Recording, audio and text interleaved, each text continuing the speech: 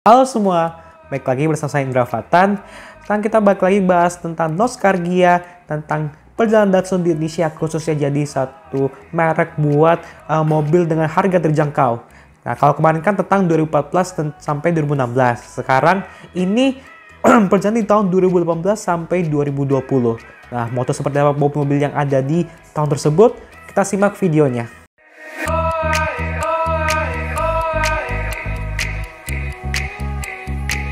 Nah, di tahun 2018 ini bisa dikatakan sebagai tahun yang ingin menciptakan image baru bagi Datsun. Kenapa? Karena di Datsun ini dia punya 3+1 mobil baru di tahun tersebut. Nah, yang pertama ini adalah Datsun Cross. Ya, jadi ini adalah Datsun Cross sebagai mobil ketiga dari produk Datsun di Indonesia. Tapi yang unik ya, Datsun Cross ini adalah serba pertama. Kenapa? Yang pertama, Datsun Cross ini dia bukan LCGC. Jadi mobil Datsun pertama yang bukan LCGC. Ya kan nggak ada tulisan Datsun Cross Panca. Misalnya cuma Datsun Cross doang. Terus juga dia juga pertama kali ini dia punya pelek alloy. Terus juga punya pelek pertama dengan lampu proyektor dengan DRL. Terus juga dia pertama kalinya dia punya transmisi otomatis CVT, serta ini adalah mobil Datsun pertama yang punya fitur anti-lock braking system atau ABS, serta vehicle dynamic control atau stability control. Nah, bisa dari brosur ini kelihatan kan detail eksterior dan juga interior serta fitur-fiturnya yang ada di mobil Datsun Cross ini.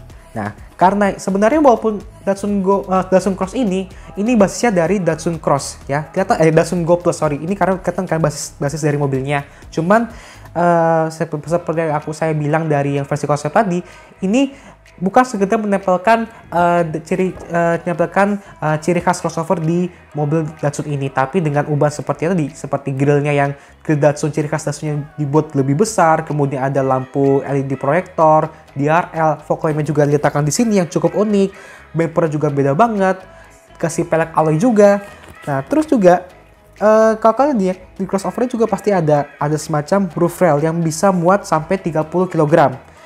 Nah, lanjut aja di sini ke interior juga berbeda total, 100% beda total dibandingkan dengan Datsun Go dan Go Plus. Kelihatan dari sini kan, interior sendiri juga jauh lebih seperti mobil kebanyakan. Kelihatan juga dengan transmisi CVT pertama di Datsun Indonesia. Nah, kalau kalian di sini, ini di bagian tengah dashboard sini, itu seakan-akan tuh mengikuti desain grillnya Datsun, ya. Jadi ingin seperti memberikan homage kepada mobil Datsun yang sudah ada. Lalu kemudian head unit ini bisa dikatakan, ini adalah head unit pertama yang mobil Datsun pertama bukan head unit touchscreen. Sekitar 6,75 inci yang bisa mutar radio, USB, aux, dan smartphone connection. Serta karena dia basisnya adalah Datsun Go Plus, maka dia bisa muat 5+2. Jadi 5 orang dewasa sama 2 anak kecil di belakang sini. Impresi ya sama saja sih ya. Memang di kursi belakang juga jauh lebih sempit. Tapi setidaknya dia punya kursi yang ya sedikit lebih empuk dibandingkan dengan Datsun Go dan Datsun Go Plus. Dan untuk fitur-fiturnya, seperti yang saya sudah sebutkan tadi, dia udah punya, pertama dia punya udah punya airbag, 2 buah airbag. Kemudian juga dia juga punya ABS. Dan yang ketiga, ini apa yang penting, ini adalah Datsun pertama yang punya fitur vehicle dynamic control atau stability control. Jadi bisa dikatakan Datsun Cross ini sebagai sebagai image baru dari Datsun, bahwa Datsun itu bukan cuma ngasih mobil murah doang. Dia bisa ngasih mobil yang paling nggak secara tampilan dia terkesan sangat up class. Nah, Datsun Cross ini dia cuma tersedia satu tipe doang. Nggak ada tulisan kayak D, A, T seperti Go Plus. Dia cuma pilihan transmisi doang, yaitu transmisi manual sama otomatis. Di waktu peluncurannya, Datsun Cross itu dia punya harga untuk manual itu sekitar 161 jutaan. Lalu yang tipe CVT atau otomatis itu harganya sekitar 173 jutaan. Jadi memang karena ini bukan LCGC sehingga harganya jauh berbeda dibandingkan dengan Datsun Go Plus. Kita lanjut yang kedua. Nah, yang kedua ini adalah Datsun Go dan Datsun Go Plus facelift. Nah, jadi memang facelift ini bisa dikatakan sebagai versi yang peningkatan jauh lebih besar dibandingkan dengan versi di awal-awalnya. Nah, kalau versi awalnya dia kan cenderung dia basic banget, sederhana sekali, seperti mobil dengan harga yang sekitar di bawah 100 jutaan. Nah, sekarang di versi facelift ini, karena mengingat harga yang sudah makin mahal, sudah harganya udah paling mahal 150 jutaan, maka ya mau tidak mau Datsun harus memantaskan diri pada produk-produk utama yaitu Datsun Go dan Datsun Go Plus. Jadi memang perubahan intinya dari Datsun Go Plus ini ada di eksteriornya pertama-tama. Misalkan dari lampunya itu walaupun sekilas sama tapi rumahnya agak sedikit berbeda. Lalu grill Datsunnya itu dia dibuat jadi lebih besar sedikit, lebih gagal lah.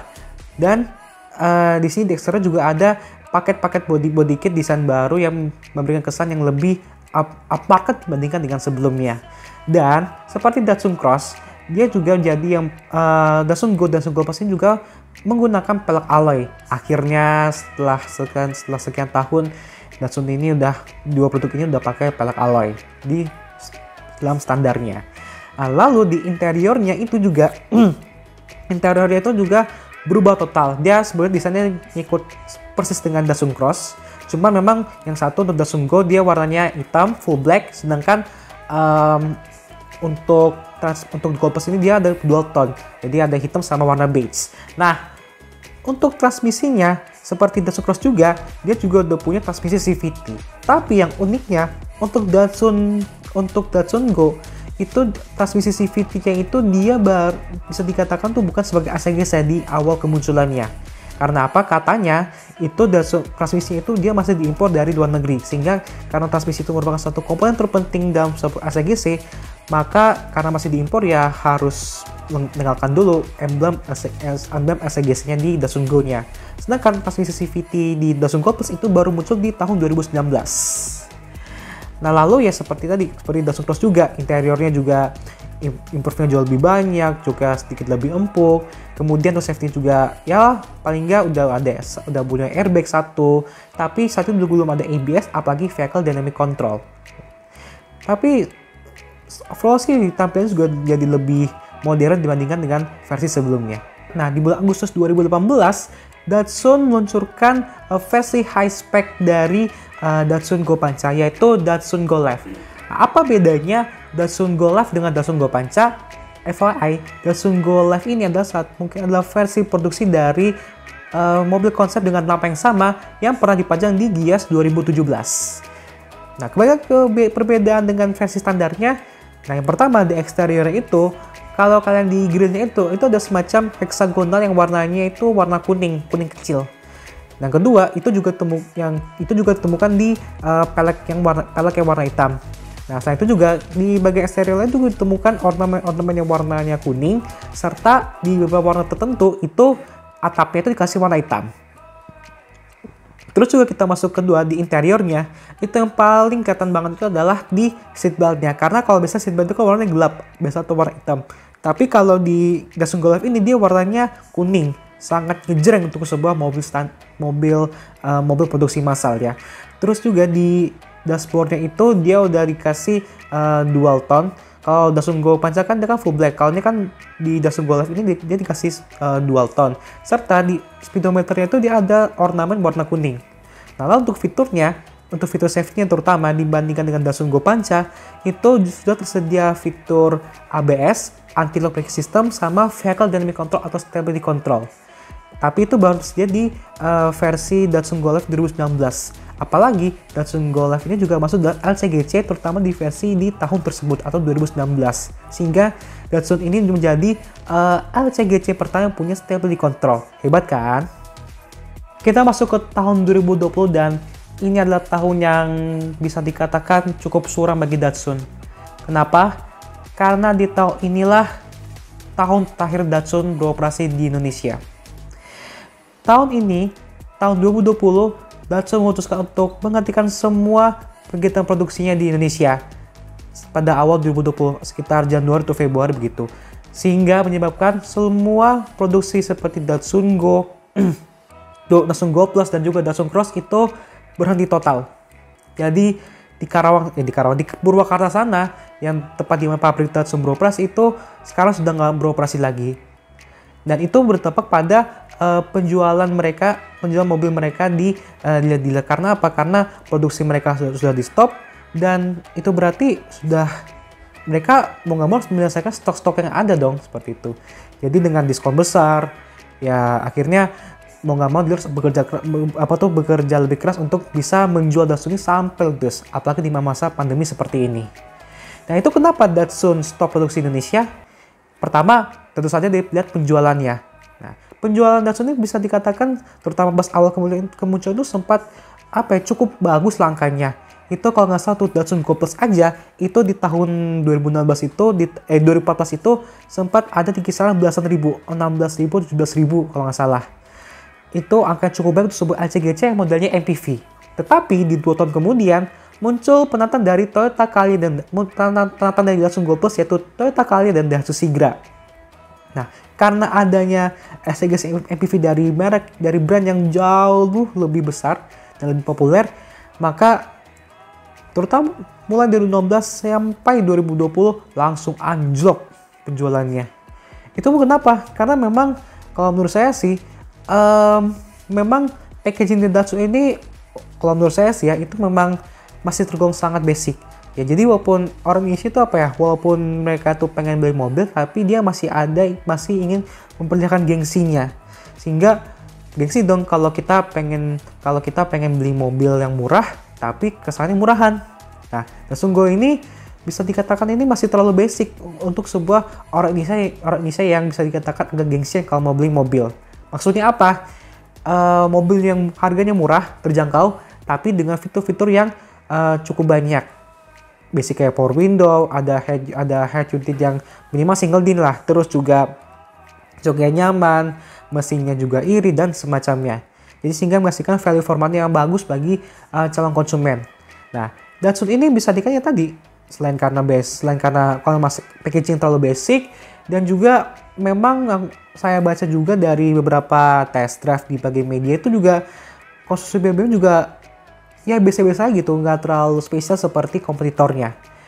Nah, kalau lihat data penjualan dari tahun 2016 sampai 2019 terutama, itu Datsun Go Plus sekali lagi memang turun jauh, terutama saat kedatangan Calya Sigra. Tetapi pada saat Datsun Go yang hatchback itu ketika mulai face itu justru mulai naik tuh. Walaupun memang ya nggak sampai setinggi Datsun Go Plus dulu ya, tapi setidaknya kalau dulu kan di awal kemunculan itu Datsun Go Plus jadi yang andalan penjualan utama Datsun. Tetapi di versi sekarang ini, di tahun-tahun ini justru Datsun Go yang hatchback lah yang menjadi andalan utama di Datsun.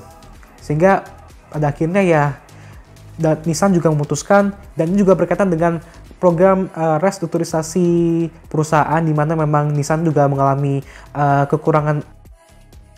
mengalami keuangan yang cukup parah, sehingga memutuskan untuk menghentikan kegiatan produksinya di Indonesia, baik itu Nissan yang sebelumnya udah lebih dulu dan kemudian baru Datsun. Dan di strategi sekarang ini untuk pasaran Asia Tenggara itu Nissan menjadikan negara Thailand sebagai basis produksi utama untuk produk-produk Nissan. Sedangkan untuk di Indonesia, Nissan sama sekali tidak memproduksi mobil apapun di Indonesia kecuali satu, yaitu Nissan Livina. Itu pun dia diproduksi di pabrik Mitsubishi, karena memang Livina itu kan dia cuma kembaran dari Expander ya. Dan Mitsubishi kan juga merupakan anak perusahaan dari Nissan. Jadi bisa dikatakan Datsun tahun 2020 ini adalah tahun terakhir bagi Datsun di Indonesia.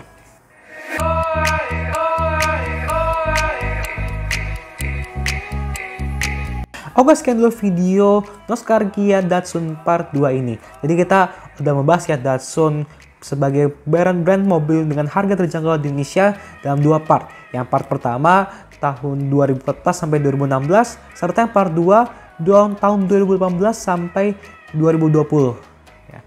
Datsun ini walaupun sudah nggak ada lagi di Indonesia, tapi setidaknya orang-orang Indonesia yang generasi sekarang sudah dapat ikut merasakan mobil Datsun dengan ciri khas yang ada.